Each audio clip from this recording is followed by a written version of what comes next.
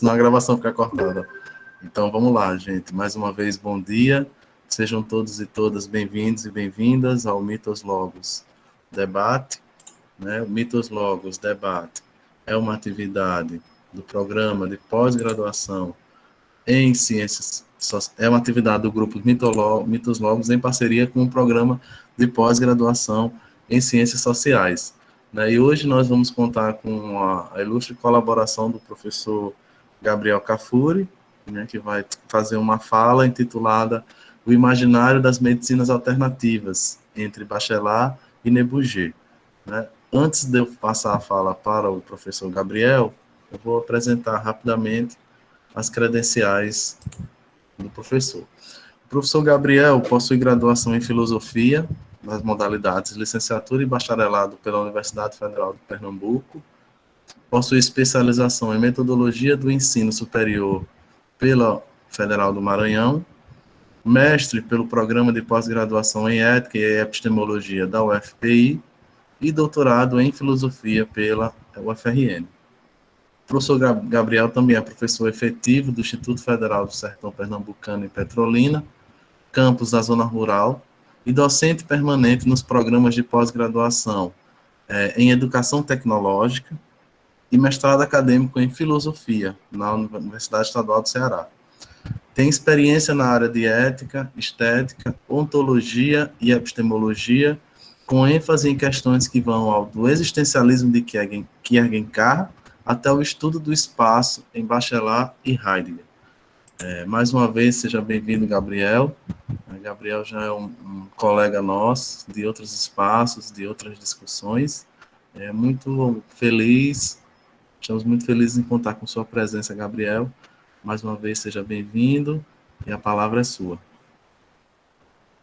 Muito grato, Osaías, agradeço muito pelo convite, agradeço muito a professora Ana também pela amizade e acolhida, e aos demais aqui, aos que eu conheço, por exemplo, a Dalcina, uma alegria vê-la, que foi minha aluna, ao Pedro, que faz parte do nosso grupo de estudos, e aos a Carla, que, enfim, já tive um contato através do evento que a gente fez, e aos que eu não conheço, Luciana, Edilma, Paulo, Angelmar, Andresa, tem ali Secretaria PPG-CS, né, que é o Programa de Pós-Graduação em Ciências Sociais. Muito grato pela presença de todos vocês. Carlos também, seja bem-vindo. Bom, para mim é uma alegria estar compartilhando esse tempo-espaço, ou espaço-tempo com vocês, do Mitos Logos, que é um grupo de pesquisa que me acolheu muito bem. Eu me lembro bem de estar em Natal e a Ana fazer uma recepção para mim, quando ela morava lá, e assim, foi muito acolhedor mesmo para mim, e a Ana ter participado da minha qualificação de doutorado também. Professor Vitor Hugo também, seja bem-vindo, que alegria tê-lo aqui conosco, né? Então, eu espero que hoje eu possa fazer jus aí à presença de todos vocês e trazer alguma coisa assim diferente, né?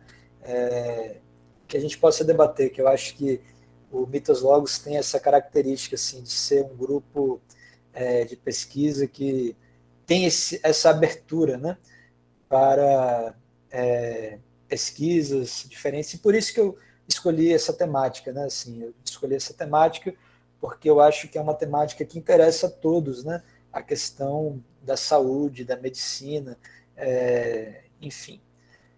Bom, então, para introduzir essa questão, quando eu estava aprendendo bom, ainda estou aprendendo, na verdade, né, a falar francês e a escrever em francês, que eu ainda também ainda falta muito para aprender. Eu escrevi um artigozinho, né, sobre o imaginário das medicinas alternativas, né, baseado num livro de Vunen Bourget, que deixa eu ver se eu consigo aqui compartilhar aqui a imagem. Mas, enfim, imaginário das medicinas alternativas. não tem tradução, e foi uma experiência bem interessante, porque nunca tinha escrito nada diretamente em francês, né? E, como eu posso dizer assim, foi um desafio, ficou assim uma coisa meio estranha e tal, mas eu até consegui publicar numa revista que o próprio Vunem Bouget já tinha publicado, mas é uma revista que não tinha ISSN, né? Então acabou ficando uma publicação meio que, vou dizer subalterna, assim, mas que não teve tanto peso assim no meu currículo, né? Eu não consegui nem colocar no meu Lattes e tal, mas é um texto que eu tenho um certo carinho assim por ele e eu nunca cheguei nem a apresentar ele, né? Assim, então, recentemente eu participei de uma banca de doutorado, na verdade de qualificação de doutorado, né? E vou participar da banca de doutorado ao final desse, provavelmente agora de setembro, né? Na área de medicina, né? E eu percebi que realmente essa questão, essa relação entre medicina e. Opa, deixa eu ver aqui.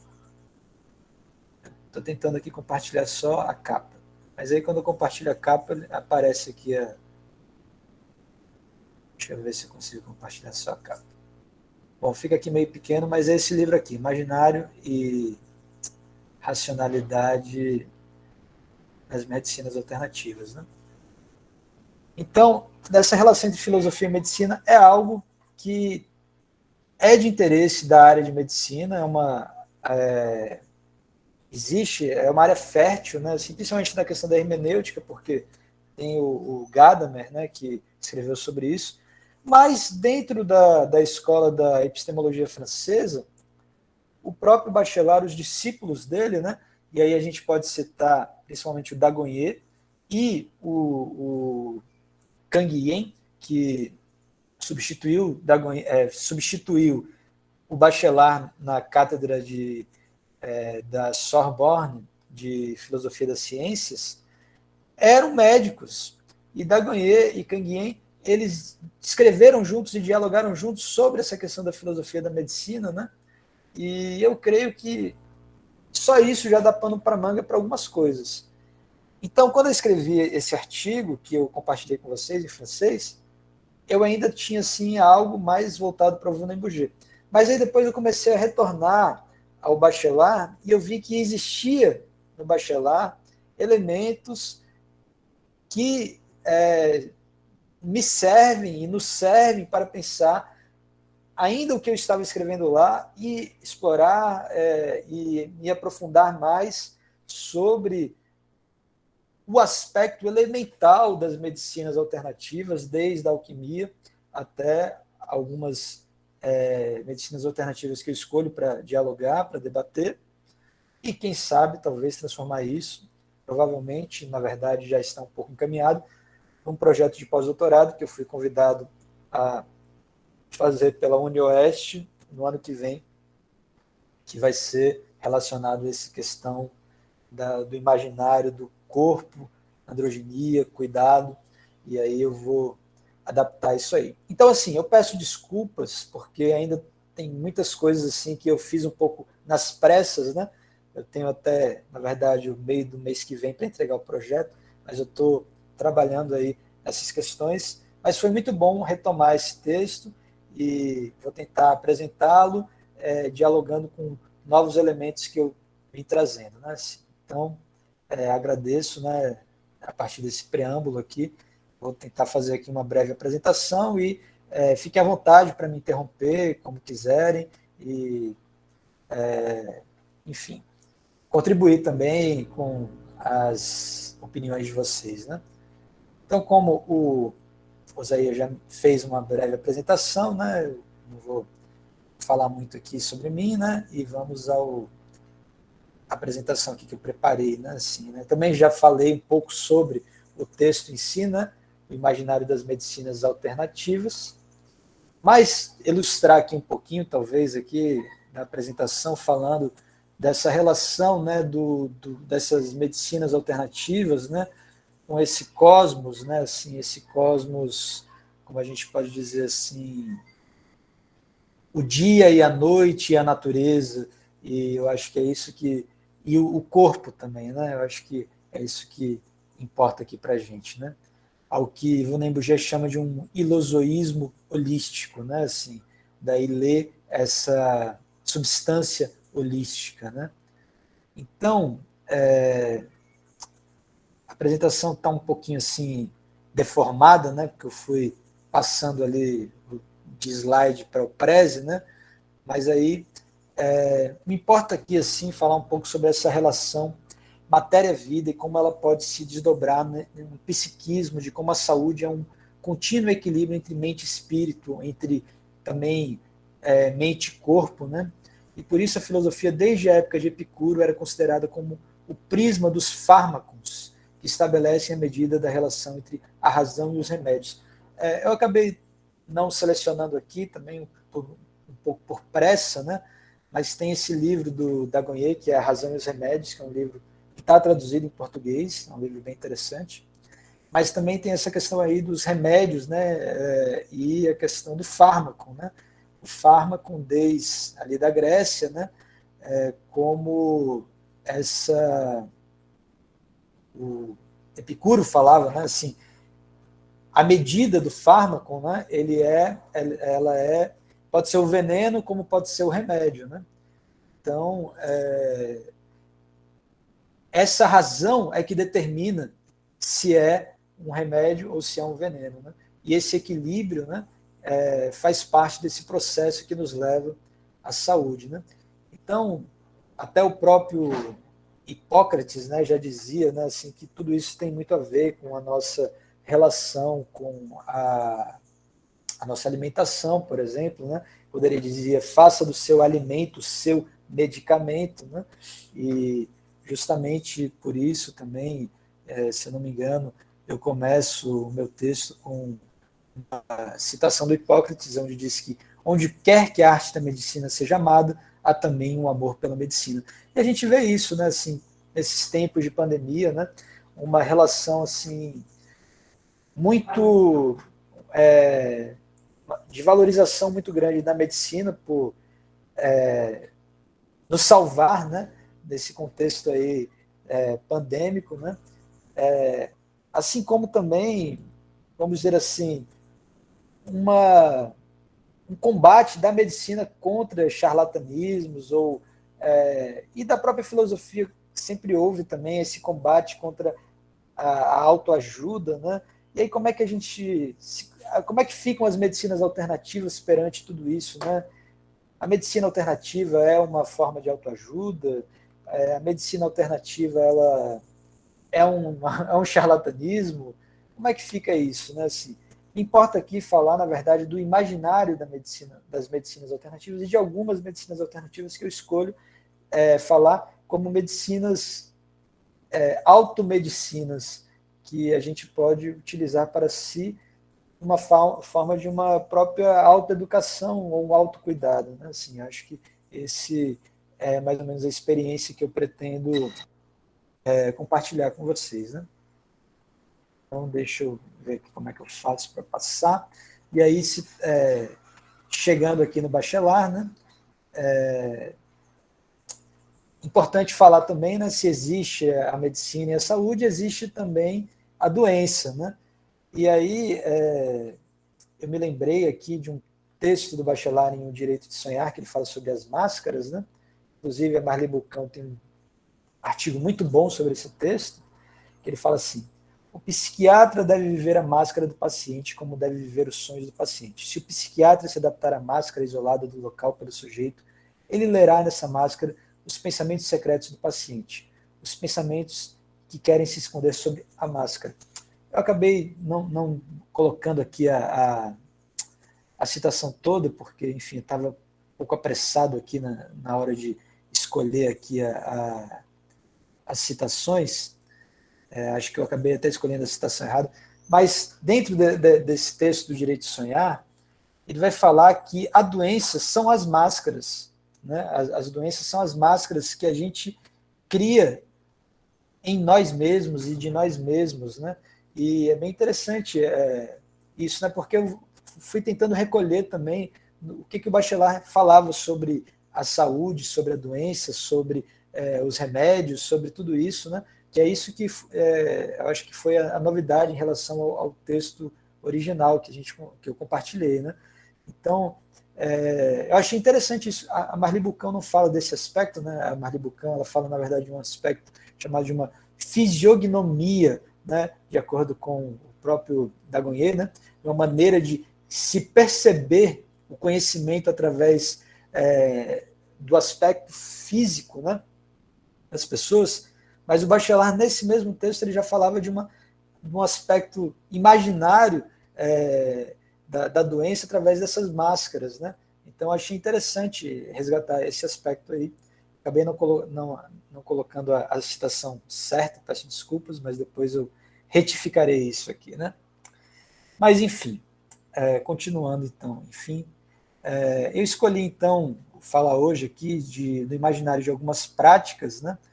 Tais como a acupuntura, o renascimento, a autohemoterapia e a homeopatia, né?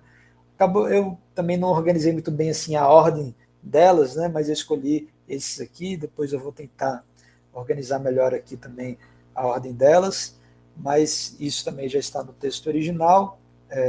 Teria também a hidrocoloterapia, mas eu achei melhor deixar de lado essas, mas vou tentar relacionar elas aos 4 elementos. Claro que também no texto, na época que eu escrevi o texto, eu estava um pouco preocupado também nessa questão de como existiam 5 elementos para os orientais e para o Bachelard, para os ocidentais, só os 4 elementos, né? Mas também o próprio Bachelard também, em algum momento também, acho que ele vai falar sobre o elemento do éter, mas entre os elementais existe o elemento da madeira, né? Enfim, são pontos aí que não problemáticos, que não cabe a mim resolver, né? O que cabe a mim tentar fazer aqui fazer vamos dizer assim, uma ligação dessas medicinas alternativas com os elementos e mostrar também como o Bachelard fala um pouco desses elementos em relação ao imaginário da saúde, né? E, enfim. E também trazer essa relação desse imaginário também mítico, né? E aí, no texto, eu falo um pouco sobre o mito de Quiron, né? O curador que não se cura, né? E esse é um mito bem interessante, que no texto, se eu não me engano, é logo no começo, né? Eu falo desse texto, né? De Quiron, né? O centauro, que é metade homem, metade cavalo, filho de Cronos e Reia, que foi abandonado pelos pais e criado por Apolo, e também dizem que por Atena também, né? Com quem aprende essas artes das terapias curativas, da sabedoria, né? Dizem que numa festa, ou talvez numa batalha, ele foi flechado por Hércules, que estava batalhando contra outros centauros, né? Não se sabe muito bem ao certo. Provavelmente essa flecha foi no calcanhar também, o que o deixou eternamente ferido e conhecido como aquele curador que não conseguia curar a si mesmo. Ele conseguia curar a todos, mas não curava a si mesmo. Mas dizem que quando ele curava os outros, ele conseguia ao mesmo tempo, vamos dizer assim, abrandar um pouco a sua dor, né? Então, eu acho que ele representa um pouco, né, esse arquétipo mítico do curador, né? E acho que ele traz aí elementos também um pouco para falar aí sobre essas medicinas alternativas, uma vez que estamos falando de uma época em que, acho que mais do que nunca, né, essas medicinas alternativas têm se popularizado, né? Assim, eu mesmo tenho visto muitos amigos meus que hoje são massoterapeutas, acupunturistas. E eu mesmo também sou, né, um pouco disso, acho que todo mundo né? Dizem até que de médico e de doido todo mundo tem um pouco, né? Então,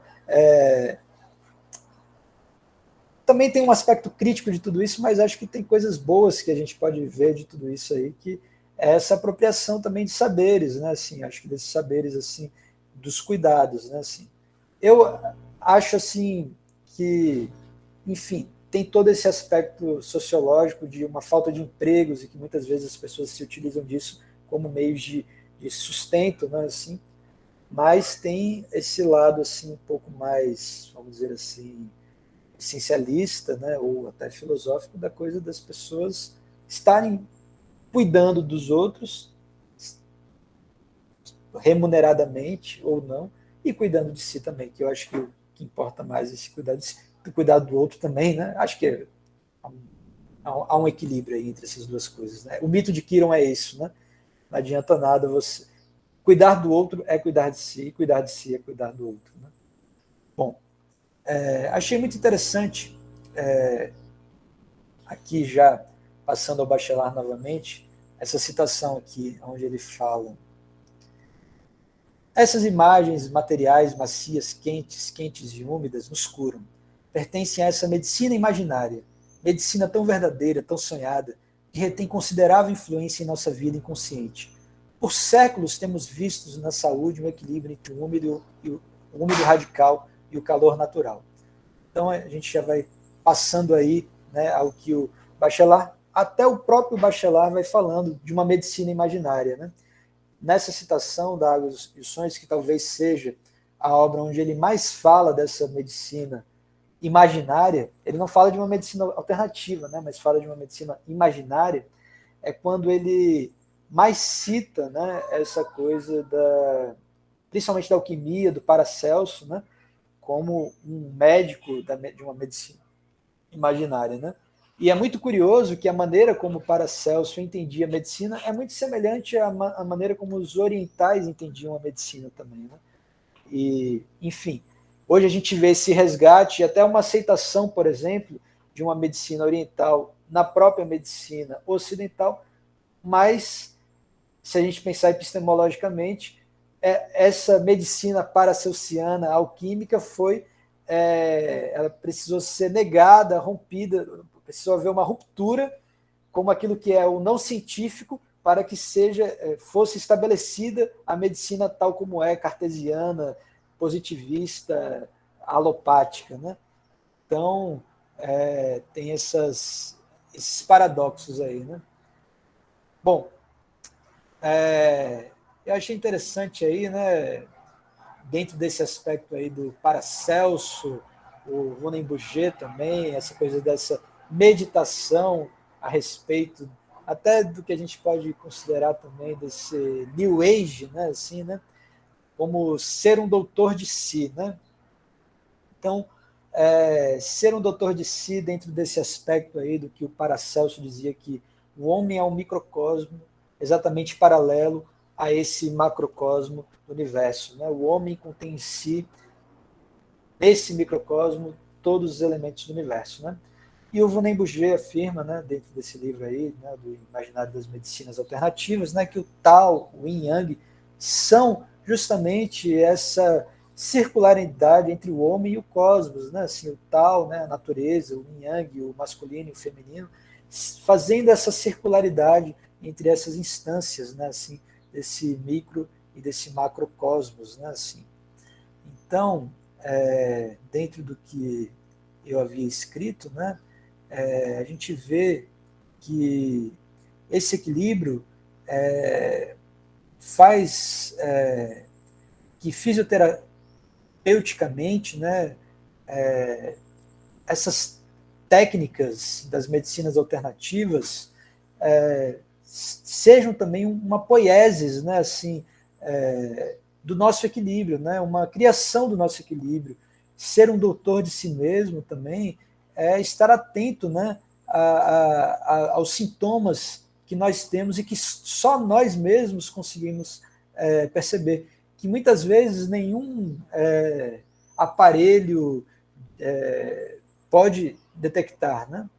Então, isso é uma maneira de que nós mesmos possamos, né, nos investigar fisiologicamente ou fisiognomicamente, né, como diria Bachelard e Dagonet, né?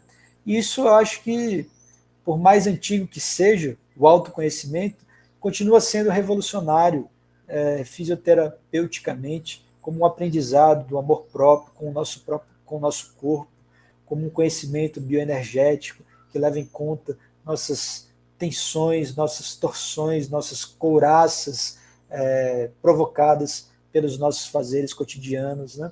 E que esse conhecimento é levado em conta pelas medicinas alternativas, né?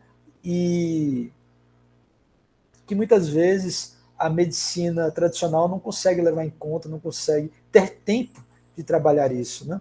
Então, eu acho que isso tem muito a ver com aceitar, né, o que desde Platão, né, a filosofia traz, desde Epicuro, como esse fármacon, como uma antissubstância, né, também, de não ter uma cura para tudo, mas talvez uma prevenção para o nosso equilíbrio, né? Esse equilíbrio que é uma busca constante do que é a própria saúde, né? Esse bem-estar que todos nós procuramos dentro desse nosso senso crítico que é estar vivos, né? Bom, então continuando aqui,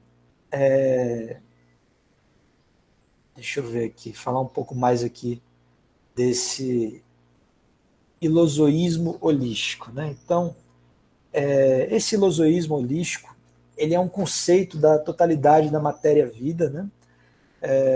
É um conceito de uma medicina holística, né? É um conceito que também investiga a relação do imaginário com a espiritualidade desses saberes terapêuticos, né? No qual o Vunen Burgé pontua muito bem também essa relação da saúde com o imaginário, né? E pontua como um primeiro problema filosófico, né, o paralelismo entre as concepções elementais orientais e ocidentais, né? Como eu já havia falado, né, a madeira, o metal, como desdobramentos do elemento terra e o reino vegetal e mineral, né? Qual, por exemplo, seria o papel do ar para os orientais, né? Segundo os chineses, o metal, porque é interessante, né? Porque para os orientais também não tem esse elemento ar, né? Segundo os chineses, o metal tem influência sobre os órgãos do ar, né? Já entre os hindus, na medicina ayurvédica, o éter é o quinto elemento, como regência para os outros quatro, representando a espiritualidade, representando talvez o que seria o ar, né? Então, é um estudo assim bem complexo para esse paralelismo aí, né? Desse equilíbrio aí, desse imaginário elemental. Então, passo aqui agora a essa primeira medicina alternativa que eu faço um breve estudo, que é o da homeopatia, né? Que também acabou que não ficou muito claro aqui as letras aqui da citação, né?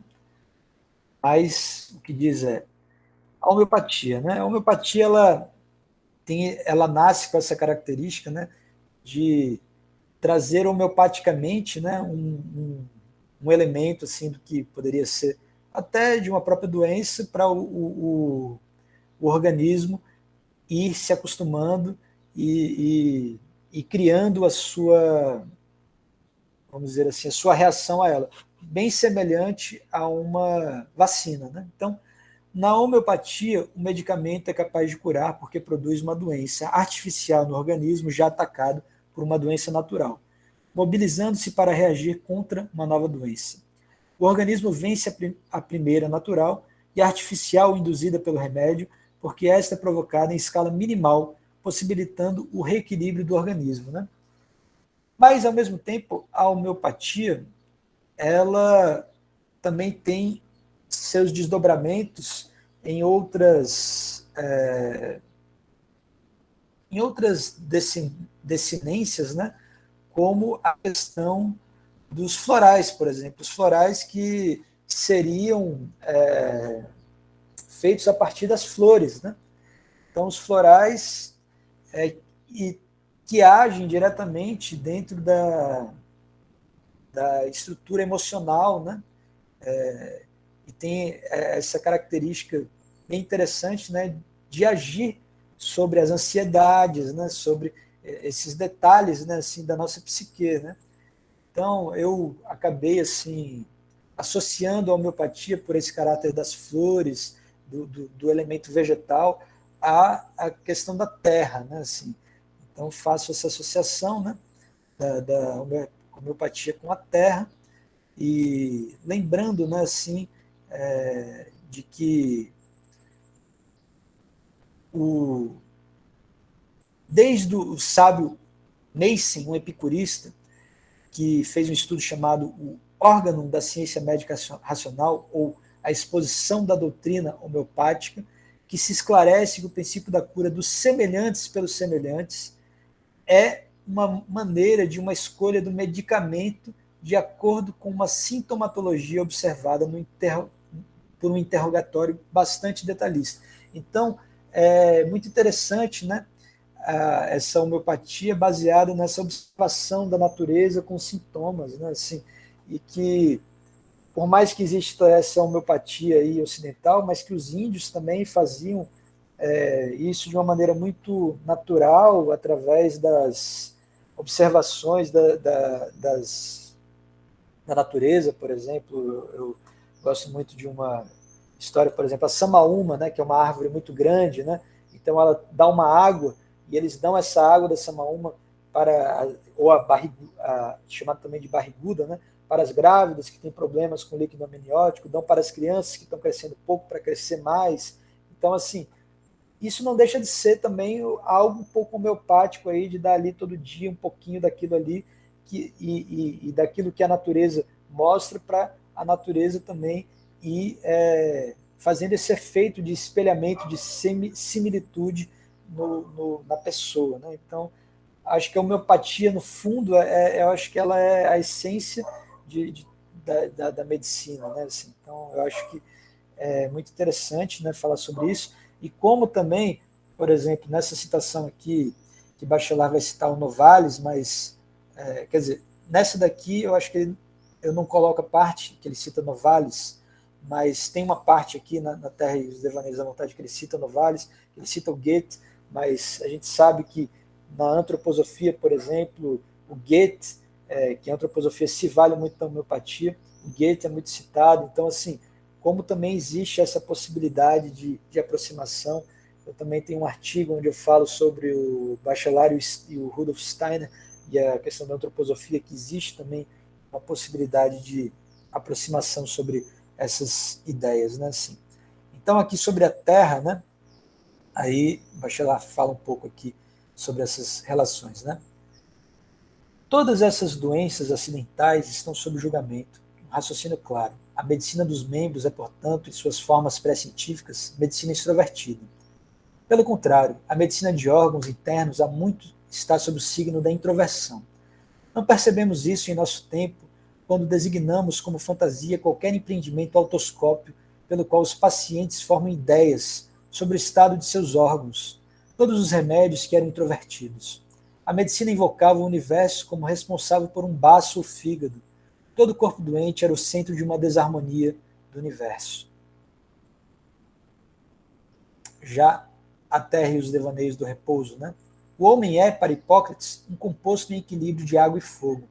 Ao menor desconforto, a luta dos dois elementos hostis recomeça no corpo humano. Uma briga maçante se manifesta ao menor pretexto. Inverta a perspectiva e prepare uma psicanálise da saúde. A luta central poderia ser aprendida na ambivalência do ânimos e da ânima, ambivalência que instaura em cada um de nós uma luta de princípios contrários, né? Então aí, Bachelard sempre colocando aí Hipócrates, sempre colocando a questão dos princípios contrários, a questão aí do macrocosmos e do microcosmos, e como eu falei aí, colocando também os poetas dentro também aí dessa relação com o elemento terra, né?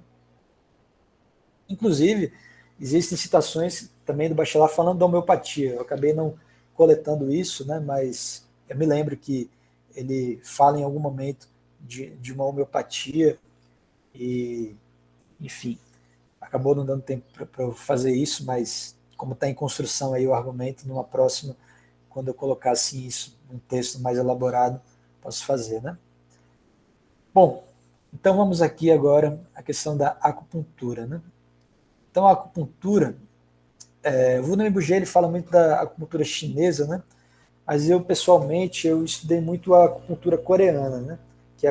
Que é uma autoacupuntura, que é a acupuntura das mãos, né? E bom, a acupuntura, como vocês sabem, ela trabalha em cima da questão dos meridianos e da ideia de que existem pontos cardeais, né, no corpo que conectam os órgãos com esses pontos onde eles podem ser tonificados, né, através de toda uma estrutura de quente e calor enfim, que também se relaciona, né, dentro do que a medicina vem falando, com questões neurais também, né, de como a dor está ligado a respostas que os nervos mandam, né, quer dizer, e que através dessa tonificação de pontos, o teu cérebro ele para de mandar essas respostas, né? Então a acupuntura ela tem algumas características, como os meridianos, 5 elementos, os chakras, e pelo que eu estudei da acupuntura, assim, um dos principais órgãos da acupuntura é o rim, né? É interessante assim, que o rim na acupuntura ele é mais do que o rim em si, né? Ele é um conjunto de órgãos, né? Assim como tipo rim, fígado, vesícula, é tudo como se fosse uma coisa só, né? E o elemento do rim é a água, né? A água é esse elemento que rege, né? Porque a água rege o rim no equilíbrio, né? Assim, que ele dá circulando por todo o corpo através dessa purificação, né? Então, segundo Wunderman Buger, a acupuntura chinesa valoriza de forma semelhante os pontos da energia seminervosa que irrigam a individualidade psicossomática. Um estudioso, por causa de nós da energia terapêutica, os chakras e sua coestimulação, ajuda o terapeuta a guiar o corpo por uma modificação de seus estados, né? Então, a acupuntura tem esse lado, né, assim, e como eu posso dizer aqui, dentro do que eu escrevi aqui sobre a acupuntura, do ponto de vista, né, desses 5 elementos, existe uma lógica assim de um pentagrama assim, né, da acupuntura, né, assim, de uma conexão ali também entre calor, umidade, secura, frio, vento, né, um ciclo de interrelações dos elementos, né, mas que a gente vê assim, né, que os diagnósticos, né,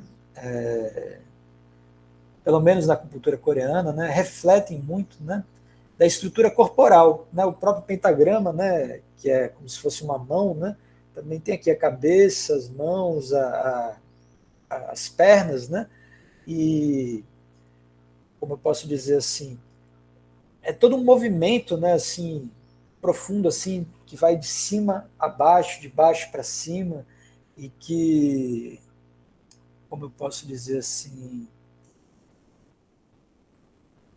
que tem uma visão assim muito completa, né, assim, do corpo, né, e, e de como eu posso dizer assim, os sentidos, eu acho que eu diria assim, eu acabei não colocando aqui assim uma tabela assim, mas uma correspondência entre os elementos, os sentidos, os sabores, os movimentos, as cores, as estações, os pontos cardeais, que é muito linda esse estudo, né, assim, né?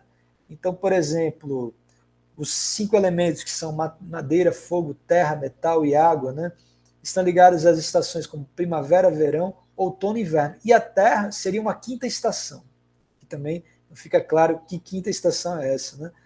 Então aí o clima, né, a madeira, o vento, o fogo, o calor, a terra, a umidade, o metal, a secura, a água, o frio, né, os sabores, os movimentos, né, a madeira, o nascimento, o fogo, o crescimento, a terra, a transformação, o metal, a recepção, a água, a conservação, né?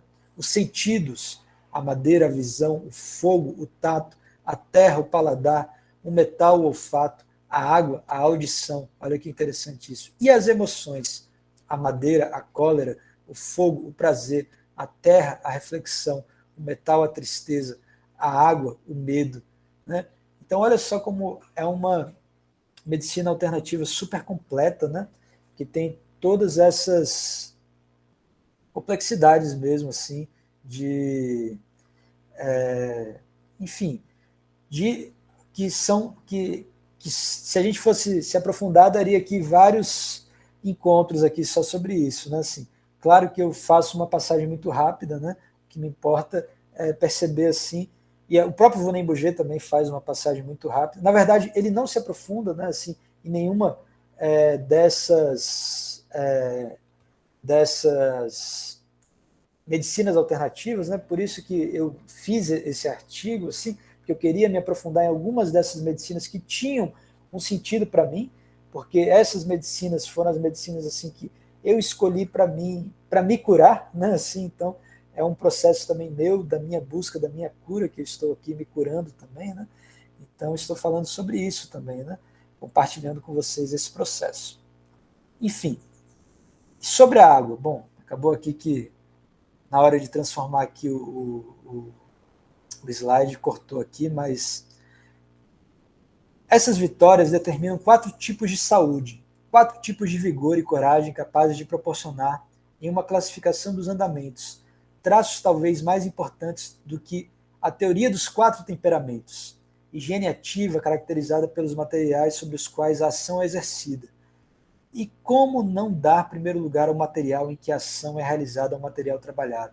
Terá, portanto, naturalmente uma raiz quádrupla na vida natural. Os 4 elementos especificam dinamicamente ainda, mais do que materialmente, 4 tipos de terapias. Então, o próprio Bachelard vai falando sobre essas terapias dos elementos também. Ele também não define quais, né?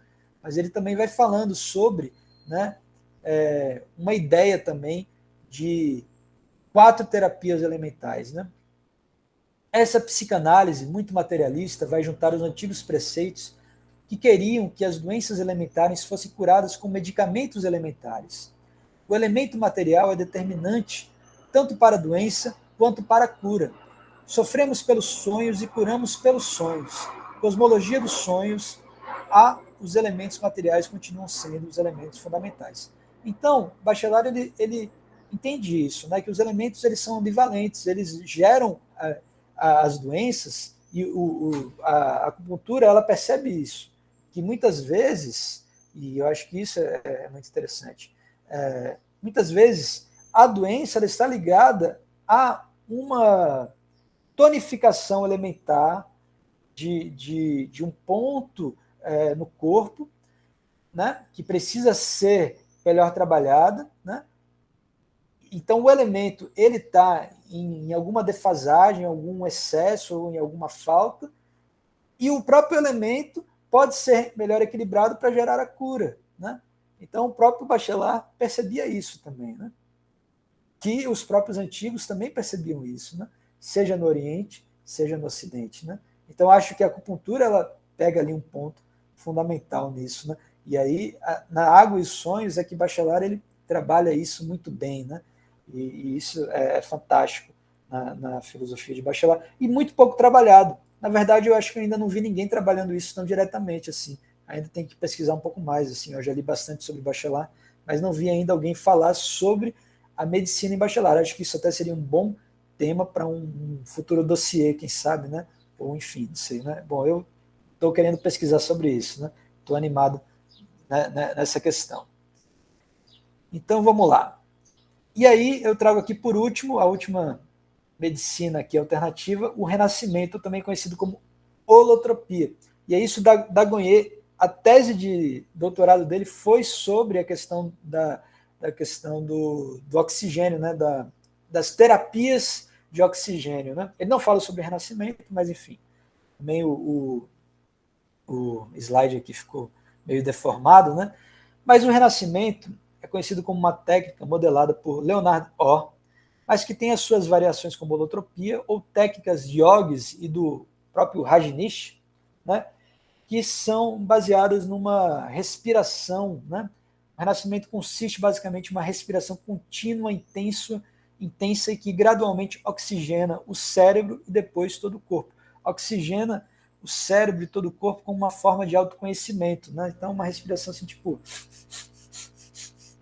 que vai, você fica assim meia hora, 1 hora, 12 horas, na holotropia a pessoa fica 12 horas fazendo uma respiração assim, e você começa a oxigenar todo o seu corpo, e o teu corpo começa a mostrar sinais de onde estão as suas... É uma forma de autoconhecimento também, né? De onde estão as suas couraças, as suas tensões, e ele começa a distensionar tudo isso, né? E aí a pessoa começa a entrar em um estágio alfa e um estágio, sei lá, gama, beta e assim por diante, né?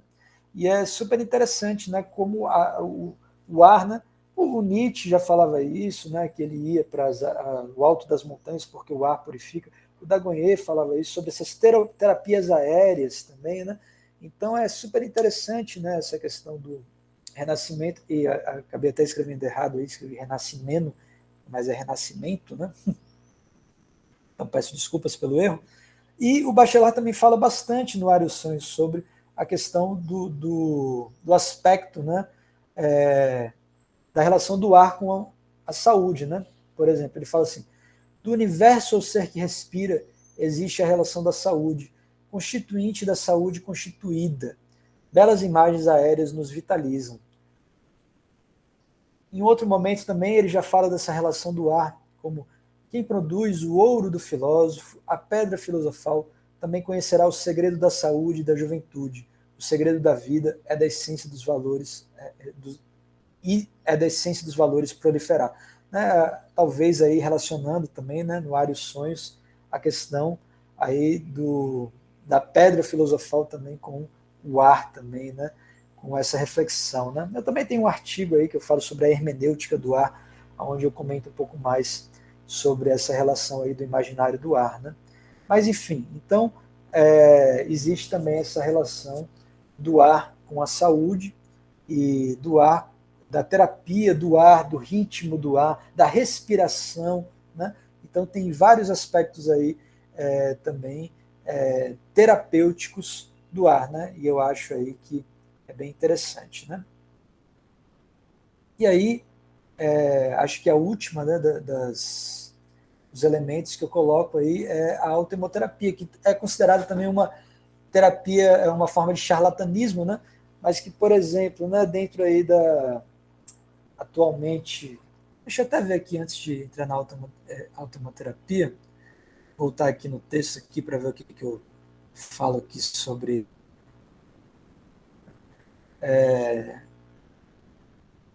só citar aqui, né, uma citação do Minetz, né, que é o cara que estuda aqui, ele fala assim: o assim chamado renascimento espontâneo, com uma respiração rápida e pouco profunda, uma respiração intensa e profunda ou com padrões de respiração espontânea, ocorre frequentemente. A prática de vários exercícios de respiração pode despertar um ciclo de respiração natural, que normalmente haverá de se completar antes que a pessoa volte à respiração normal. Essa reação por parte da respiração espontânea tem origem no hipotálamo, que monitora e controla o sangue e o seu volume de oxigênio. Ela faz isso regulando o impulso para se respirar. Né? Então, essa relação do ar com o sangue, né? Também, né? E a relação da respiração também com os desbloqueios emocionais, né? Com a coisa de você voltar, dizem isso, né? De voltar a renascer, por quê? Porque quando você nasce, a primeira coisa que você faz é respirar. Então, é aquela sensação, né, do primeiro respirar que você volta, né? Então, e também do movimento que se faz, né, com a boca ou com o nariz, né, que tem a ver com a circulação também energética que isso tem, né, os chakras e tal, né? Então, como isso leva a um choro, a um grito, né, que é esse renascimento que é esse renascer, que é essa experiência de ter vindo ao mundo, né? que é muito interessante.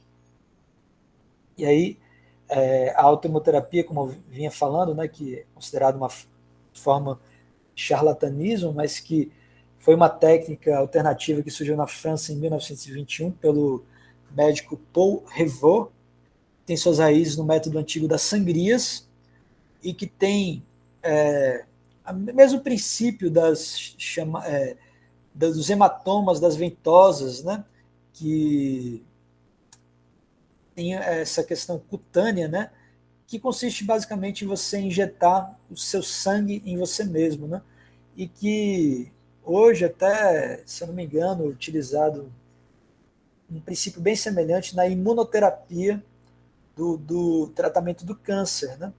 Então, assim, claro, são formas primitivas, mas que depois vão sendo aperfeiçoadas pela medicina, né, que se tornam e que tem também ligações com ozonioterapia e outras formas, né, mas que, enfim, essas formas primitivas que podem ser autoaplicadas, né, todas essas formas podem ser feitas por si mesmo, né, mas que eu ligo aí ao elemento, qual foi o elemento fiz o elemento fogo, né? Porque o sangue, né, tem essa ligação com o elemento fogo, né?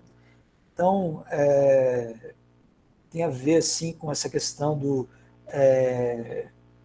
sistema linfático, né? Assim, e que nos leva aí ao que Bachelard fala no elemento fogo, aonde ele menos fala sobre a saúde, assim, pelo que eu pesquisei até agora, né? Ele fala assim: o homem é sempre obrigado a se entregar. Muitas vezes experimentei desde a tenra idade que nos momentos mais difíceis gritávamos: Doutor, cura-te a ti mesmo.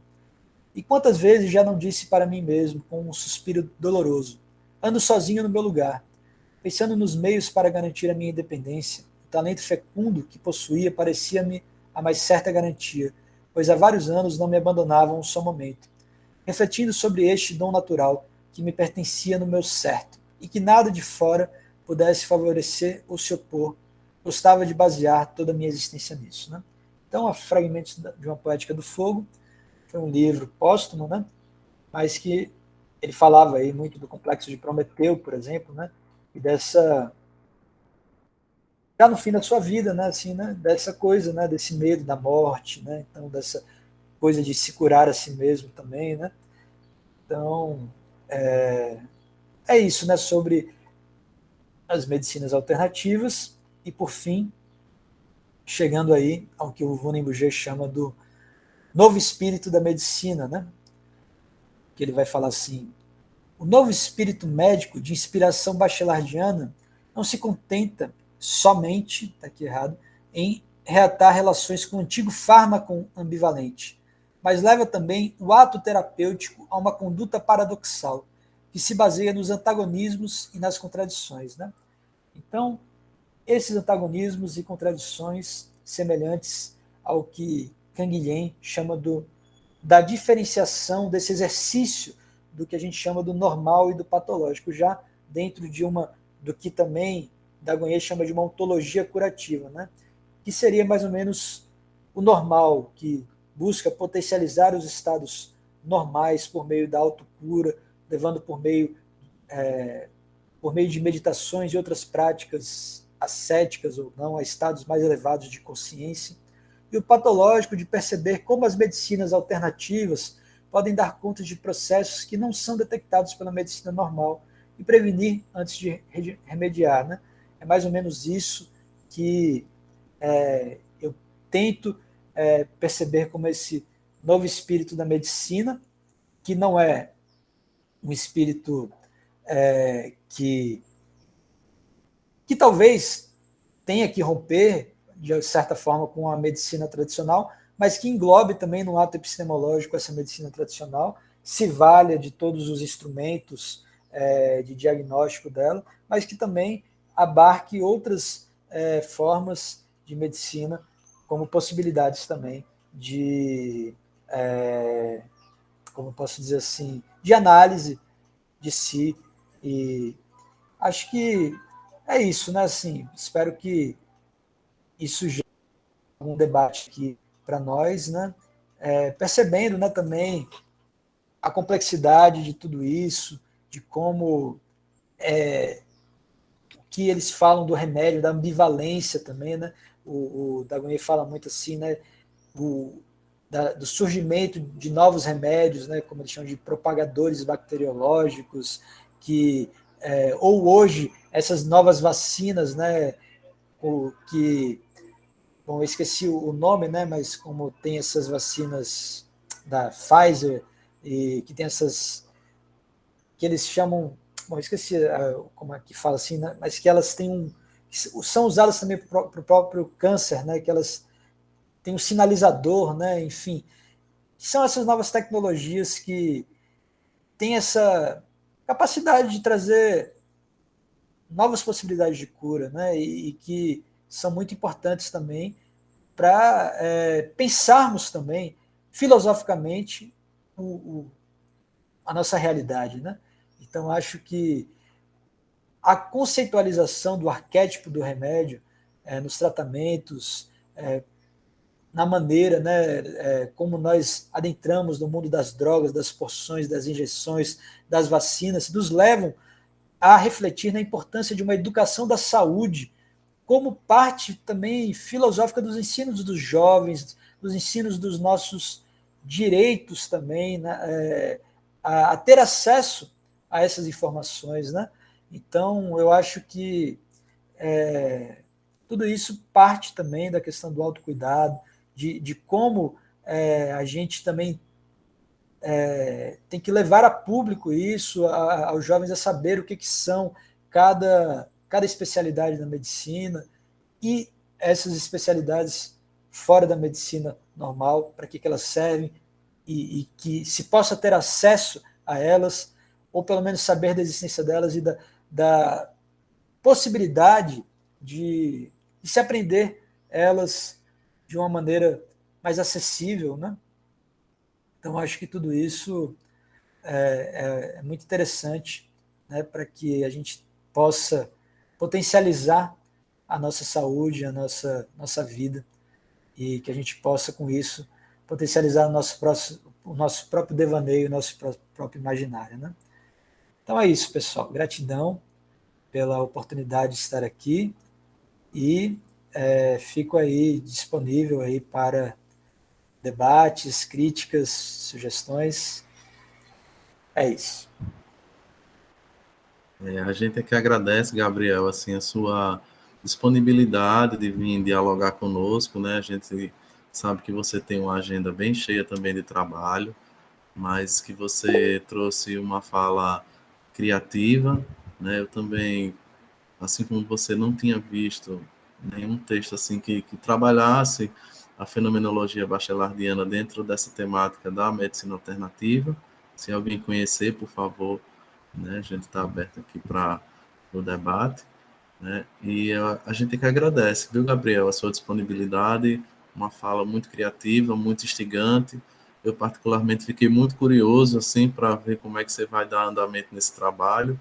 De repente mais à frente, né? A gente traz você uma outra oportunidade para você apresentar o que você já tem avançado aí nesse projeto de pesquisa que está iniciando, né? E aí, antes da gente abrir o espaço para o debate, para quem chegou depois, eu queria só registrar aqui a presença, né, da professora Ana Laudelina, da professora Daniele e do professor Vitor, né, três grandes pesquisadores e pesquisadoras bachelardianos, né, que formaram gerações. Então, antes da gente abrir para o debate, eu queria só registrar a presença desses três professores aqui com a gente também, tá bom? E está aberto o debate. Oi, Vitor. Fiquei muito feliz de te ver, viu? Está aberto o debate para quem quiser trazer considerações, questões, apontamentos. Se você estiver falando, Vitor, seu microfone está desligado, viu? Mas se quiser falar também, o espaço está aberto para o debate. Então, estamos aqui abertos para o debate. Vou dar uma olhadinha aqui no chat. Se tiver alguém.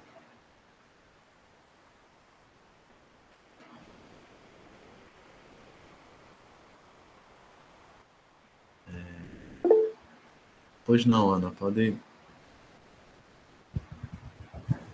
Bom, queria parabenizar você, Gabriel, pelo instigante assunto que a gente não vê por aí, né? E pessoalmente me instigou também, porque eu fico me enamorando com essas terapias alternativas, com essa medicina alternativa, mas é só um enamoramento assim distante, né?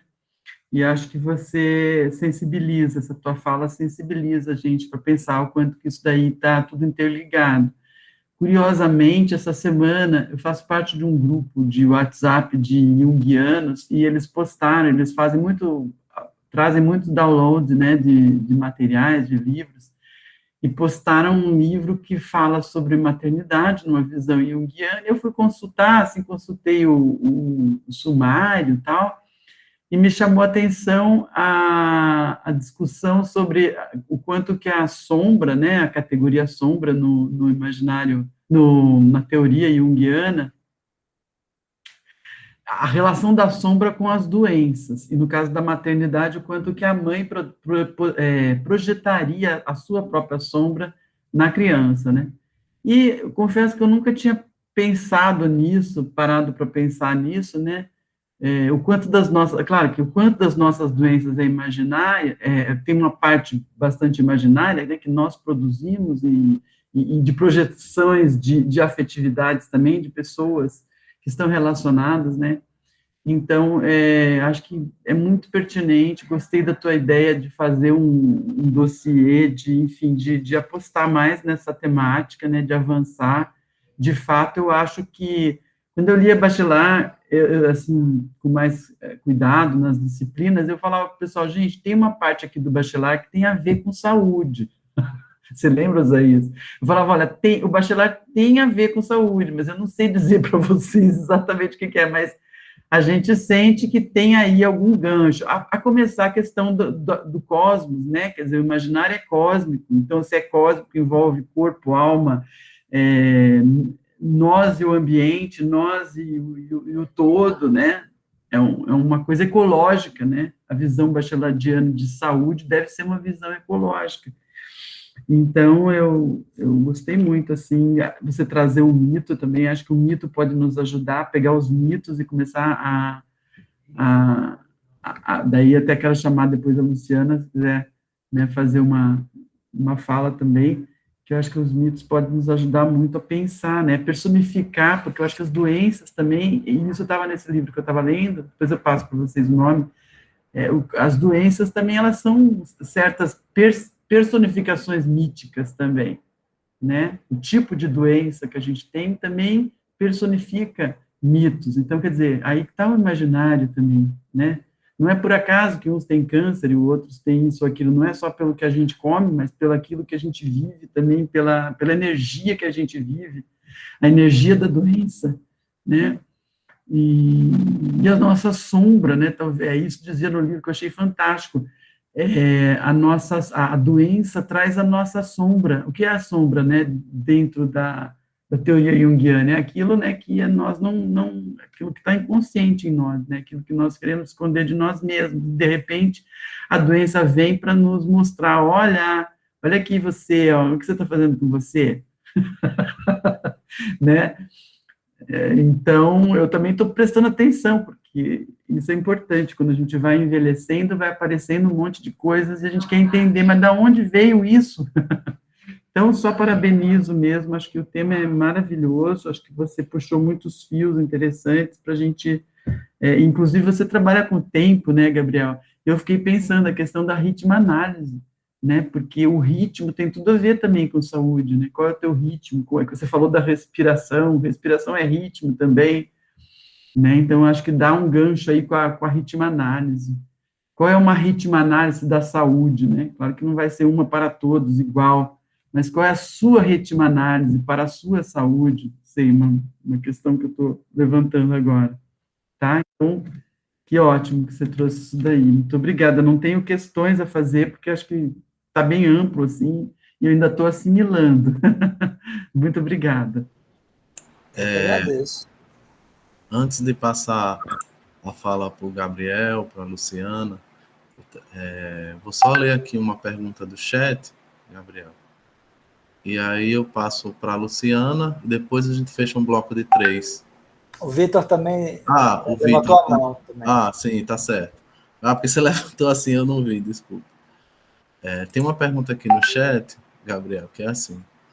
Queria escutar o que o Gabriel pensa sobre a auricoloterapia.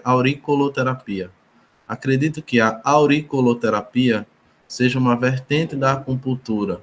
O que você acha sobre a questão do mapeamento dos órgãos que aparece a partir da leitura da orelha?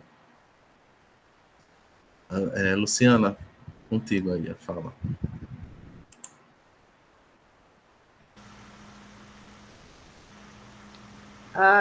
Não, eu queria só colocar um viés mitológico, mas talvez seja melhor mais para o final, não sei, porque as perguntas aqui são mais específicas, né? Então, o que vocês acharem melhor.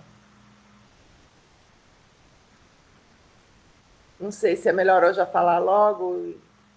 Se você quiser falar. Tá, tudo bem, então. Não, esse assunto me é, assim, muito caro, muito querido, porque... por várias razões, mas, resumindo, mitologicamente, nós temos o deus Asclépio, né, que foi iniciado por Quiron. E Asclépio tinha uma grande popularidade na Grécia, e é onde está Epidaurus. E a cura de Asclépio ela se dava pelas plantas, pelos banhos medicinais. É um lugar que faz fronteira com os bosques de Ártemis, onde tem água pura, fontes de água. Então, é um lugar que tinha muitas piscinas para banhos, né? Banhos com ervas, banhos quentes, enfim, vários banhos. E era um lugar também onde tinha teatro, e é onde até hoje é o melhor teatro, a melhor acústica do mundo, né? É um lugar assim que quando eu estava lá, sempre que eu podia, eu ia, porque é um lugar que só de chegar lá você já se sente bem. E as tragédias, as comédias que eram encenadas lá também eram para cura. Então, chorar e rir pertence. E quem ainda não entendeu que teatro é cura, né? Principalmente nesses tempos, é pura cura. E aí eu até peguei esse livro aqui, que é um livro bem grande, mais de 500 páginas, que só de curas realizadas no templo de Asclépios e que foram gravadas na rocha. E aí esse livro tem a tradução dessas curas. Essa área de estudo ela é tão importante porque ela é tão desconsiderada que eu tenho um enorme carinho por esse assunto. E é isso, eu só queria deixar esse recado. Aí, mais uma coisa. Quando você chegava em Asclépios, de acordo com alguns estudos, a primeira coisa que você fazia, você passava por um processo de purificação, né? Eu entendo que todos esses processos de cura da Grécia Antiga, elas estão intimamente ligadas com a alquimia, com a arte alquímica. Apesar de que a alquimia ela só veio surgir às claras mais ou menos em 200 anos antes de Cristo, muito recente. Mas isso porque ela era uma arte underground e secreta. Por isso que eu acho que ela não aparecia. Mas, ao meu ver, ela vem desde muito antes, pelo menos no mínimo, desde o período ptolemaico, mas é muito mais antiga, obviamente. E depois que você passava por todo esse processo de purificação, inclusive de sorrir, de chorar, de suar, porque tinha ginásios, né, para a pessoa fazer os seus atletismos, correr, transpirar. os banhos, enfim, tudo isso são processos de purificação. Depois que passava por todos esses processos, finalmente a pessoa era convidada ou não a descer o Abaton. E o Abaton era o lugar sagrado onde se realizava a cura. Como, gente? Dormindo, sonhando. Então, isso é muito, muito, muito precioso para qualquer junguiano, imagino que para os bachelardianos também. E a cura vinha através dos sonhos. Aí, se você fosse tocado pela serpente, você tinha a cura garantida. Então, você também passava pelo medo também de dormir nesse recinto subterrâneo, sem proteção, porque era no chão de terra, e apenas com uma proteção de pele de animal, que as pessoas dormiam na pele do animal. Então, essa ligação com o mundo instintivo, com o mundo animal, essa comunhão com a natureza, né? Tudo isso a gente perdeu. Tudo isso a gente perdeu. E as medicinas alternativas de hoje, eu só trato com homeopatia, né, há anos, mas mesmo assim perdeu-se o mistério, o ritual, a conexão mais profunda, né? Tudo isso são aspectos, desafios que a gente tem aí pela frente de resgatar esses valores. Muito obrigada, desculpa ter tomado tanto tempo. Não, Luciana, a gente que agradece. Professor Vitor.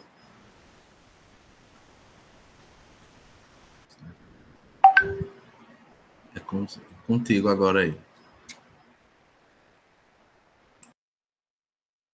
Não sei se você tem que ligar o seu microfone.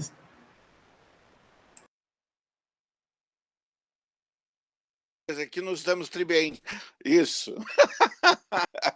E aí, já dá para escutar? Sim, eu estava sim. brigando aqui com a coisinha do microfone. Eu aperto e não funciona, mas é legal. Primeiro, eu gostaria de parabenizar o Gabriel, e por isso, pela sua iniciativa do texto Bachelar e a Medicina. E também quero dizer da minha alegria de encontrar esse povo, né? Esse povo dos Bachelard e tal. E a moça, gostei do livro sobre Asclepio, eu não consegui enxergá-lo direito, só anotei o nome, mas eu queria a indicação do livro que me agrada. A primeira coisa, eu queria salientar que fiquei muito impressionado. Asclepio, depois tem mais coisa dentro. Eu vi vou ali, escrever aqui. o autor. Tá bom, querida, tá ótimo.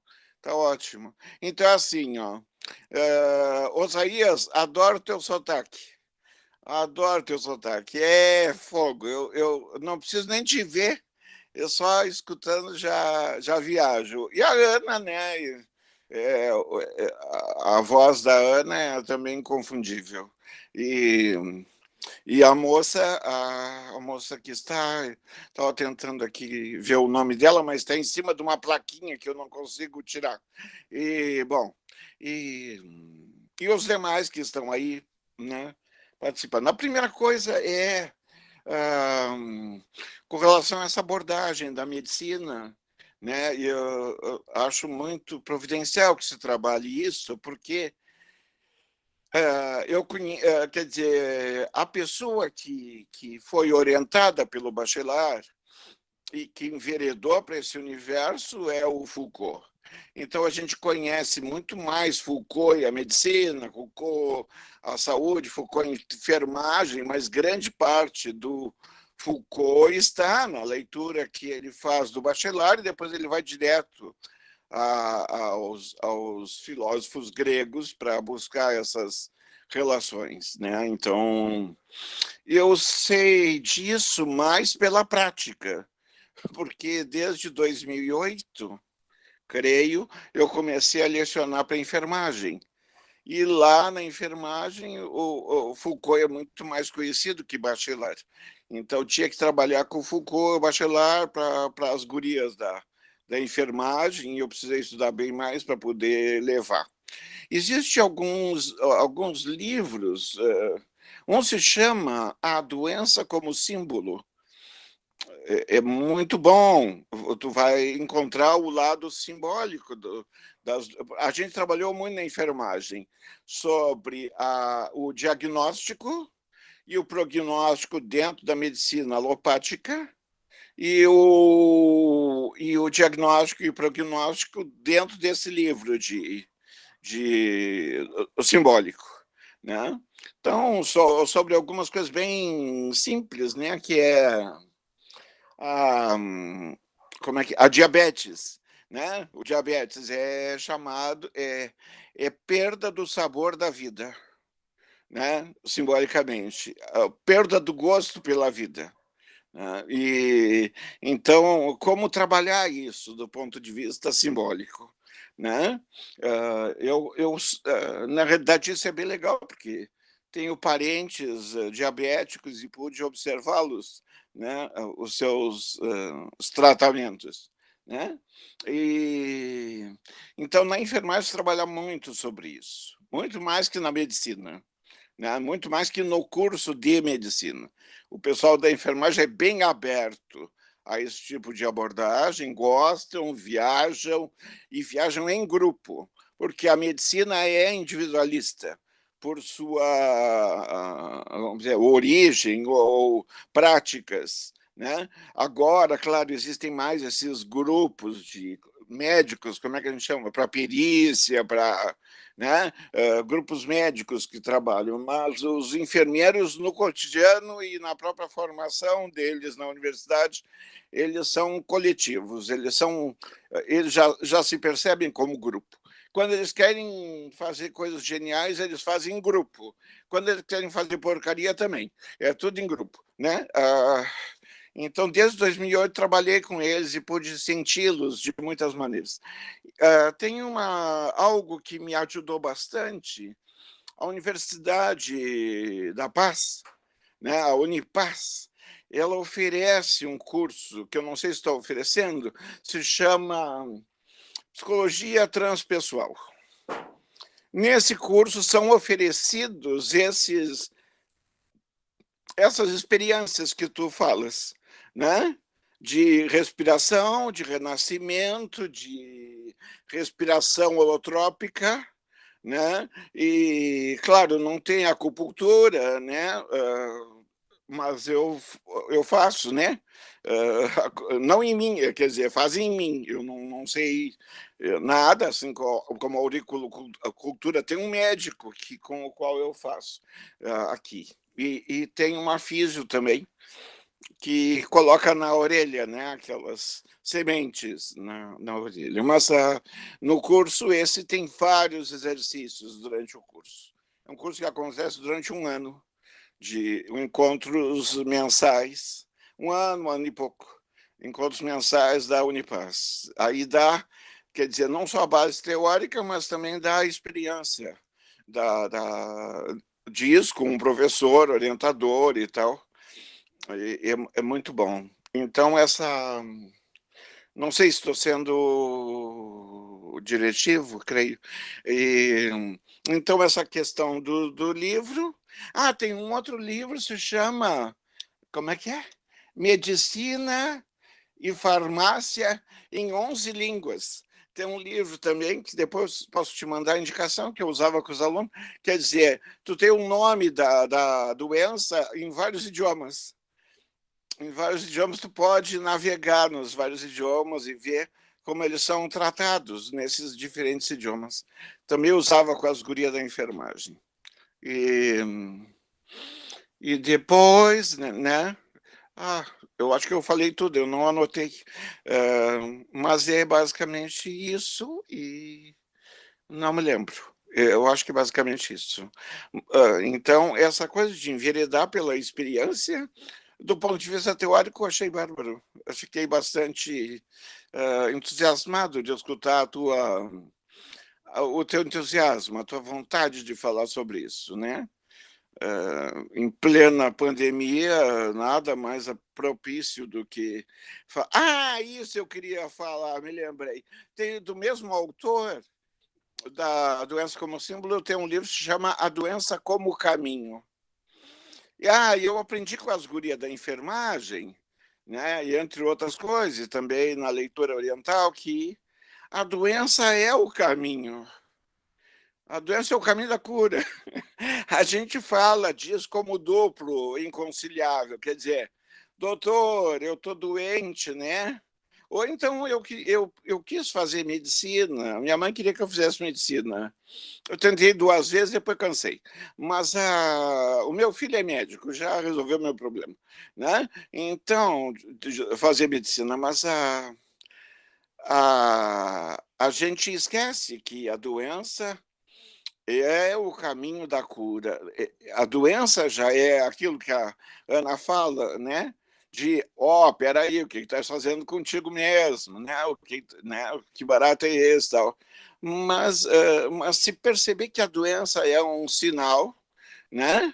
É um sinal, está mostrando um caminho, então a gente começa a agradecer a doença e não ficar perguntando o que fez de errado, se jogou pedra na cruz, essas coisas que a gente acaba escutando das pessoas, aceita. O processo de aceitação é muito complicado, a não ser que tu entenda que isso é um aprendizado espiritual. Isso vai te dar muita mais paz, né? Para poder lidar com essa história da doença. A gente está sempre adoecendo. E nós, profissionais universitários, o trabalho adoece, né? O trabalho acadêmico adoece. E é uma doença silenciosa e muitas vezes lenta. E no final, muitas vezes rápida. Quando a gente vê, a gente vai perdendo as asas do avião pelo caminho, vai entrando em parafuso e depois... Caramba, onde é que eu fui parar? Né? Então, não é uma doença com aviso. Assim, estás perdendo a memória, estás perdendo o raciocínio. Não, isso não vai se dando assim. Ele vai depois em 2 anos, tu começa a perceber isso rápido. Mas eu acho que isso que tu estás falando, acho que poderia ganhar esse complemento da doença, né? Bacharel, doença e mundo acadêmico, sabe? E isso seria muito legal. Eu até poderia tentar te ajudar a fazer alguma coisa como bacharel, doença e docência, né? Isso poderia ser. E quando eu terminei o curso, esse de psicologia transpessoal, fiz um trabalho sobre bacharel e a psicologia transpessoal. Foi um artigo, tinha que produzir um artigo nesse curso de pós-graduação como extensão. Né, como extensão, eles não fizeram como especialização. Eu acho que é especialização. Não é especialização, sim, eu sou especialista. Ai, meu Deus, a que ponto chegamos, né? Mas isso vai te ajudar também. Entra em contato com a Unipaz, descobre o que eles estão fazendo. Isso também, só que são encontros presenciais, eu não sei quando, né? Quando isso vai acontecer. Assim como eu devo ir a Recife como um processo de cura, para buscar um processo de cura também. E aí devo te encontrar, mas depois da pandemia. E devo encontrar com Osaías. Acho que a Portugal não vou tão cedo para encontrar a Ana. Aí já é outra coisa. Mas eu devo subir para o Nordeste, eu acho lá por fevereiro. Né? Já estou duplamente vacinado, mas não acredito, né? Ainda. Tem que ter muita fé para subir para o Nordeste, não é para subir para o mundo espiritual, mas também, né? É isso aí, querido. Obrigado, acho que falei demais, não sei. É isso. Eu tô passando 24 horas por dia em silêncio. Então, quando eu falo um pouco isso aí. Tá, beijo. Fui. A gente agradece a contribuição de todos e todas para o debate. É muito bom ouvir todos, principalmente também o professor Vitor, um intelectual alegre, feliz, que bota a gente para cima. Antes de passar a fala para o Gabriel, eu vou só partilhar aqui a imagem do livro que a Ana me pediu para compartilhar. Deixa eu ver se eu acho. Está aqui. É essa aqui, né, Ana? A maternidade e o encontro com a própria sombra. Não, é só para esse aí que eu falei, que tem a discussão sobre a sombra, a projeção da sombra da mãe na criança e a doença da criança como relacionada a essa projeção da sombra. Então, achei bem interessante essa articulação teórica, né? Mas é só isso mesmo. Eu botei até lá no chat Tá certo. Se alguém tiver interesse. Beleza. Gabriela, fala contigo para comentar aí as falas. Eu não fiz, Gabriel, particularmente eu não pensei assim uma metodologia para o debate, eu quis deixar uma coisa mais à vontade, sim, tá bom? Tranquilo, eu também assim nem vou falar muito assim. Na verdade, assim, a Dalcina, ela falou que ia sair, eu acho que ela quer falar alguma coisa, não sei se ela ainda quer falar. Se ela quiser falar, ela fala também um pouquinho, porque ela disse que ia sair, daí depois eu falo. Pode ser, Dalcina? Ok. Pronto, eu só quero agradecer, né? Agradecer aos organizadores. Gabriel, você sabe que eu sou apaixonada assim, pelas suas aulas, né? Você já me conhece. E eu estou engateando, né? Começando a engatear. Professora do ensino médio, e aí eu estou aqui correndo numa salinha, não estou com a câmera ligada porque o pessoal está passando. Eu vou dar uma aula agora, troquei com a colega, né? Ela vai dar do meu dia, ela já está dando a minha aula, eu vou dar do meu dia. Então, só para agradecer e dizer que realmente a contribuição de todos, não é isso? Ana, Vitor, Luciana, realmente é um aprendizado. Eu estou feliz demais. E você me instigou, né? Me instigou a falar dessa medicina alternativa, né? Com os meus alunos, né? Fazer essa reflexão. Feliz demais com tudo isso aí, tá bom, gente? Tchau, obrigada. Gabriel, me convida sempre, viu? Estou aqui. Valeu. Tá, Muito tchau, bom, obrigado. muito grato. Valeu, a gente que agradece. A Dalcina foi minha aluna de filosofia, o irmão dela também. O irmão dela é uma figura aqui de Juazeiro, né? Voltei a morar em Petrolina e tal, está sendo muito bom também estar morando aqui. Enfim, bom, eu vou assim, só agradecer por todas as falas, anotei aqui várias coisas, professor Vitor Hugo, aqui, quero depois ler aqui o texto dele de bacharelado em Psicologia Transpessoal, eu conheço também a Unipaz, também frequentei lá, nunca fiz esse curso, mas também fazia acupuntura lá com o pessoal, e a Paula de Juazeiro, legal, Paulo, depois, não sei se você mora aqui em Juazeiro, mas depois a gente pode conversar mais, se você quiser pegar o meu contato com o Moisés, ou então já deixo aqui também aqui no chat, se você quiser entrar em contato comigo, é só mandar um zap aí para a gente conversar mais. Mas, enfim, então, muito legal as dicas aí do livro A Doença como Símbolo e a Doença como Caminho. Com certeza, a doença é um caminho que a gente tem que agradecer mesmo por ela, porque não é por acaso que ela se manifesta como um reflexo da nossa sombra, como uma máscara, ela se reflete para a gente de uma maneira a ser um reflexo de nós mesmos, né? E a gente, não sei, né, se a questão é aceitar, eu acho que agradecer foi a palavra certa mesmo, e enfim, conviver, tentar se curar, ou através dela curar os outros, como o Kiron faz. E muito interessante a contribuição que a Luciana trouxe do mito do Asclépio, né? É muito a história de Sócrates antes de morrer, né? Que fala devemos um galo Asclépio, né? Ou seja, aquela história, né? Dizem que por conta disso, né? A gente sabe que eram os gregos também macumbeiros, né? Também, né? Que até nisso aí eles também deram também ali um galinho ao Asclépio, porque o Asclépio era um deus, mas era também como posso dizer assim, E por ser um deus, um semideus, ou enfim, tem também todo esse lado aí também afrodescendente aí, dentro desse aspecto da relação imaginária com a divindade, né? Mas a coisa também dessa relação também, dessa relação imaginária com a divindade, dessa relação com o imaginário, como você falou de uma maneira tão bela assim, de que o sonho cura, o imaginário cura.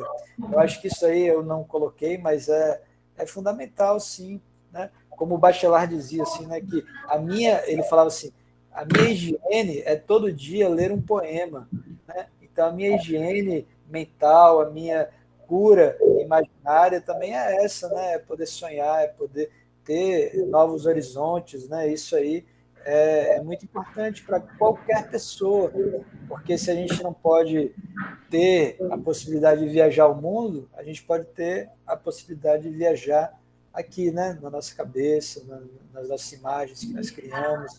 Então, principalmente agora na pandemia que a gente está aqui recluso em casa, né? Então, eu acho que isso também é uma forma de cura, né? E agradecer também a Ana pela dica do texto do Gilles Hieronymus, que eu vou procurar. E falando um pouco aí da questão da Bachelard e a auriculoacupuntura, quer dizer, Bachelard não, né? Falar sobre a auriculoacupuntura, assim, eu adoro, né? Porque, diferente das outras formas de acupuntura, a auriculoacupuntura, ela fixa, né, os pontos ali dos meridianos durante vários dias. Então, isso potencializa muito o processo de cura, né? Porque o problema da acupuntura é que você fica ali durante meia hora, uma hora, você tem que fazer várias vezes, né? Então, é um pouquinho dolorosa, né, a acupuntura, mas é muito boa, assim. Eu só tenho uma dificuldade, não é muito, como os pontos são muito pequenininhos, para você fazer em si mesmo é difícil, tem que ter alguém que faça em você.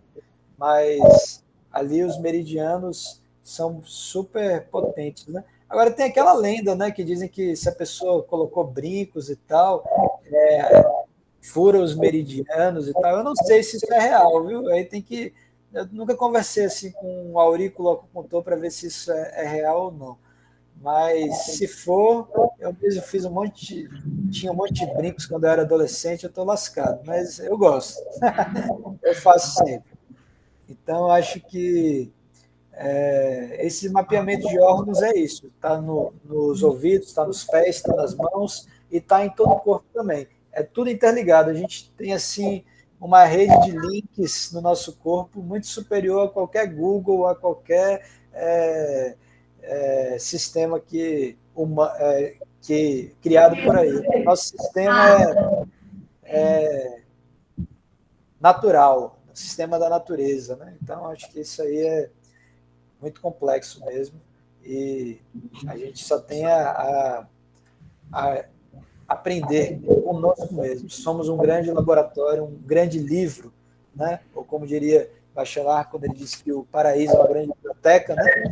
Então é isso que a gente tem que explorar aí, ler a nós mesmos. Diga, Ana. Não, é que eu me lembrei, o Bachelard ele vai falar na transmutação, né, das emoções. E essa transmutação tem a ver com a cura, né? Você sai de um patamar de sofrimento, por exemplo, e ir para um patamar de não sofrimento. Não vou colocar alegria, porque acho que não é o que antagoniza, mas assim. E ele fala em psicanálise natural também, né? A possibilidade de, através da imaginação dos elementos, né? Você conseguir transpor uma agonia, um sofrimento, uma dor e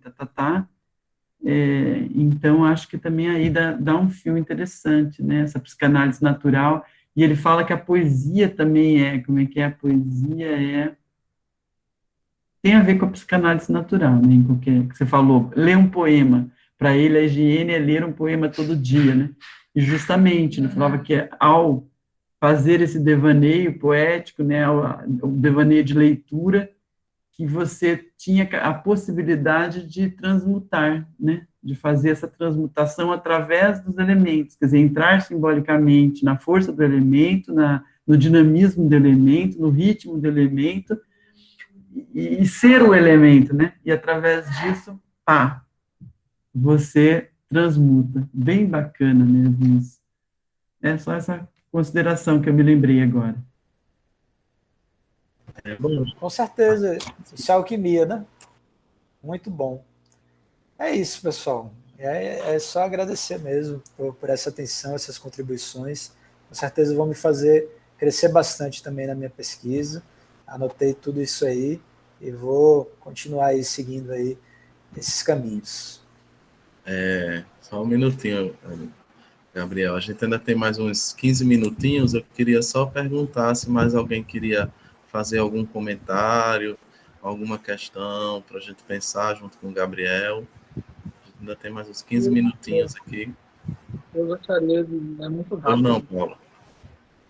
E muito obrigado pela fala. Né? Eu me sinto muito feliz de estar aqui. E tenho observado, assim, não sei se faz sentido para você, mas essa sincronicidade, né? O quanto, às vezes, a gente tem a impressão de que está exatamente onde deveria estar no momento em que a gente está. E eu tenho percebido isso. Assim, eu faço massoterapia na UFRN, e eu estou mergulhado nesse universo de medicinas alternativas, né, de medicinas complementares. E recentemente tive a oportunidade de acompanhar o trabalho de um professor nosso, né, mas é da enfermagem, está fazendo um trabalho com mulheres grávidas numa UBS lá em Nazaré, aqui em Natal. Eu estou em Natal. E assim, é muito lindo o trabalho de auriculoterapia, e ele faz esse acompanhamento de receber essas mulheres. Ele pergunta se elas querem participar, explicam como é todo o processo. E elas apresentam as queixas, né, várias, inclusive, vários problemas familiares. São mulheres carentes, né, em situação de vulnerabilidade, muitas delas, com problemas de dor, com problemas de ansiedade, com problemas de pânico, de raiva, de estresse, o que fragiliza também o processo de gravidez. Mas é muito lindo ver o resultado, assim, depois que elas começam a auriculoterapia e tem todo esse acompanhamento, né, é feita a anamnese com antecedência, e esse acompanhamento das mudanças, né, da transformação que essa medicina é capaz de trazer. Mas é curioso também que algumas apresentam algumas resistências também, né? E a gente percebe isso ao longo do curso de massoterapia também, porque a gente lida com um universo de medicina, muitas vezes, que bebe de uma cultura oriental, né, da filosofia oriental, de crenças orientais, e muitos estudantes, inclusive colegas meus, têm resistência ao curso. Eles não querem saber sobre Yin Yang, eles não querem saber sobre os 5 elementos, eles querem, muitas vezes, somente a parte técnica, né? Eles querem a técnica da massoterapia meio que filtrada de todos esses significados, né? Esse conjunto de símbolos que eu acho que enriquece muito a massoterapia. Eu percebo esse choque, sabe? E em algumas mulheres grávidas também. Algumas não querem participar, elas olham assim, não quero, choca com as minhas crenças, né, com o que eu acredito. Não sei se você vai tocar nessas questões na sua pesquisa, mas pelo menos eu tenho percebido isso muito forte. Uma das principais questões presentes, assim, que eu percebo nesse choque cultural, nessa resistência, muitas vezes, a massoterapia, a auriculoterapia, as diversas outras técnicas, né, por causa dos preconceitos em relação à própria cultura oriental, e, sobretudo, porque nós estamos numa cultura cristã, né, e vocês sabem todas as reverberações disso, né. Enfim, muito obrigado por sua fala. Eu que agradeço em relação ao seu comentário, porque realmente o que você falou é fundamental, né? Porque toda essa base do pensamento bachelardiano em cima da dualidade, das contradições, é sobre isso. É sobre você conseguir lidar em cima dessas contradições, da imagem, do conceito, que vai se desdobrar sobre esses preconceitos, né? eu gosto muito de uma fala que o Marcelo de Carvalho fala sobre a androginia, né? A androginia da alma. Né? Ele fala assim, quando você percebe que o masculino e o feminino, dentro da filosofia de Bachelard, é uma androginia, a tendência da unidade, porque todas as formas de pensamento, elas buscam uma unidade, só que essa unidade, muitas vezes, por exemplo, na teologia cristã, é Deus. Deus é o um, e esse um é o masculino. Né?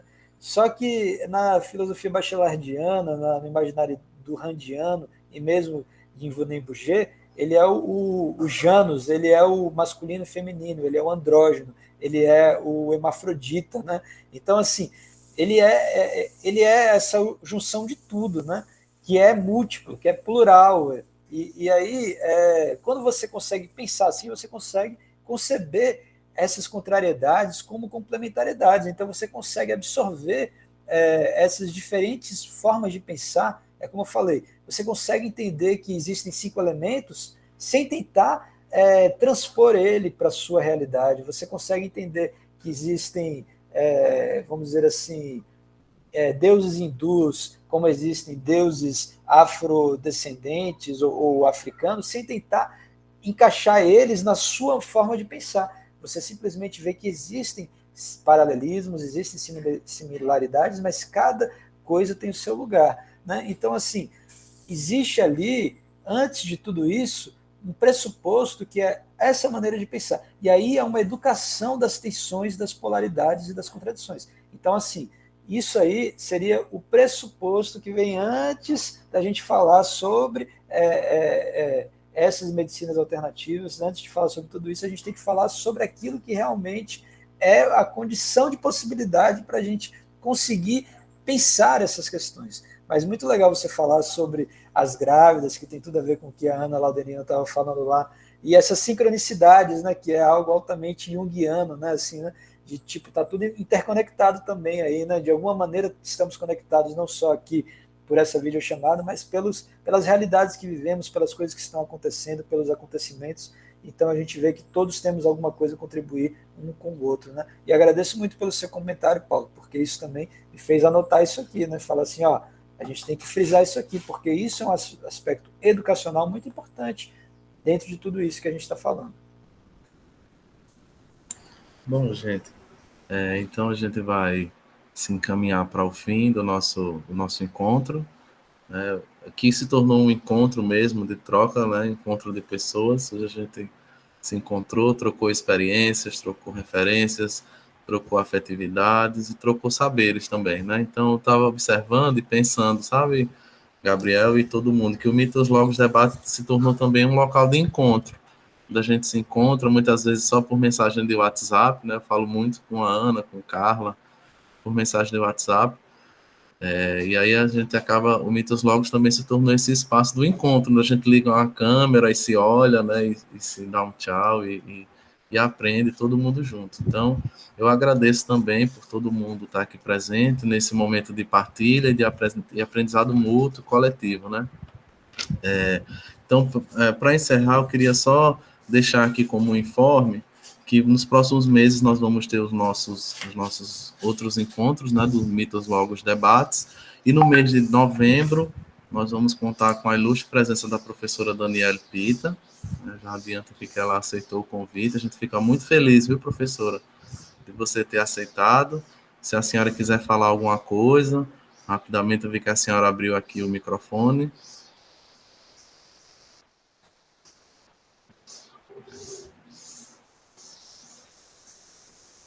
Bom, se a senhora quiser falar, o espaço está com a senhora. Então, a gente fica feliz de poder contar com a sua presença em novembro. E eu já adianto, Vitor, que na nossa próxima reunião do grupo, a gente vai pensar uma data para em 2022, quem sabe, lhe convidar também para vir aqui conversar conosco, viu, Vitor? Eu fiquei muito animado hoje com a sua presença e feliz. Bom, gente, então é isso. O Mitos Logos Debate é uma atividade do grupo de pesquisa Mitos Logos, Imaginário e Parcerias do Conhecimento, grupo de pesquisa vinculado ao Programa de Pós-Graduação em Ciências Sociais da Universidade Federal do Rio Grande do Norte, a qual a gente agradece o apoio e a parceria. Obrigado, gente, um abraço a todo mundo. Mais uma vez, obrigado, Gabriel, pela disponibilidade, né, de participar de uma atividade que é vinculada a uma universidade pública, gratuita e de qualidade. Então, muito obrigado, Gabriel, pela sua participação voluntária. Um abraço para todo mundo.